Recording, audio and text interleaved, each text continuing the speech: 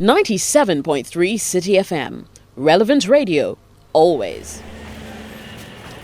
Hello and welcome to another edition of Business Weekly on Citi TV with me, Vivian Kai Lokko, where we bring you all the big stories that made headlines in the world of business. Of course, this week the biggest story was the appointment of a new governor for the central bank by President John Mahama.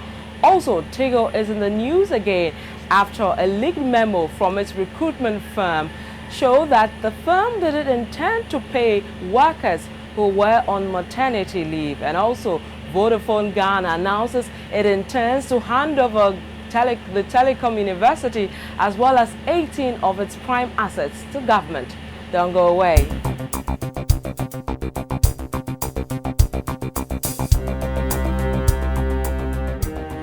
To a very first story where the President John Mahama has appointed a new governor in the person of Dr. Abdul Nashiru Isayako, who replaces Dr. Henry Kofi Wampa. Now, prior to this appointment, Dr. Isayako was the second deputy governor of the Bank of Ghana. Before assuming that role, he was the acting CEO of ADF. Now, Dr. Isayako has served on many committees of the Bank of Ghana, including the Monetary Policy Committee, the Audit Committee, and many other committees. Meanwhile, a lot of reactions are trickling in following the appointment, with some economists calling on the new governor to ensure he tackles key things around the economy, including high inflation, interest rates, the city's stability, as well as bringing sanity into the microfinance industry. Now let's move on to the telecom industry because of this developing story to do with Tigo and its recruitment firm. Now, Tigo Ghana has directed recruiting agency Reliance Personal Services to withdraw its policy that it will not pay female employees during their maternity leave. Now, a memo circulated by the recruitment agency this Tuesday to announce this policy also indicated that affected persons could reapply upon a resumption.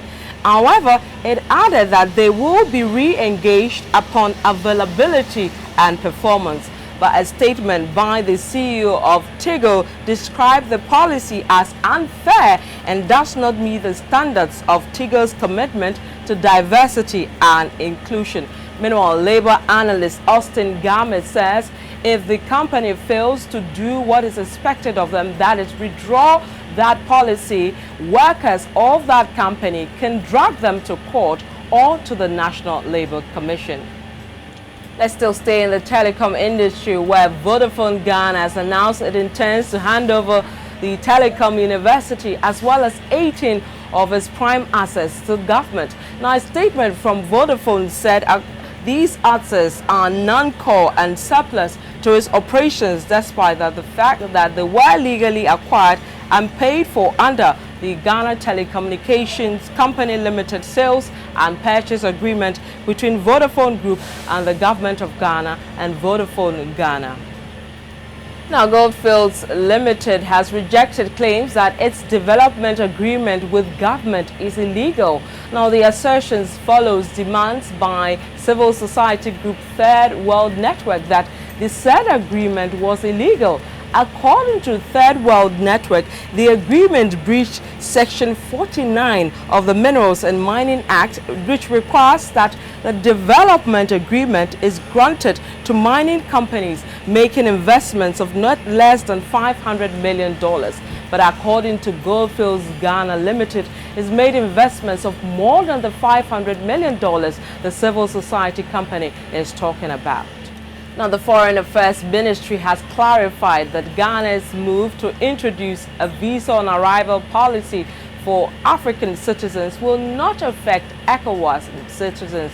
Now, according to a statement from Hannah Tete, who is the Minister for the Foreign Affairs, she said the policy, which is expected to commence in July this year, will not affect citizens of ECOWAS member states. Rather, the current protocol observed by ECOWAS will still be in place. Now, the visa on arrival policy means that persons visiting Ghana will be issued with visas upon arrival in the country. Now, this is expected to allow such persons a 30-day stay in the country. And finally, Talo is expected to complete maintenance works on the FPSO Kwame Nkrumah this Saturday, 9th April 2016. Now, the FPSO Kwame Nkrumah was shut down a couple of weeks ago for it to undergo maintenance works.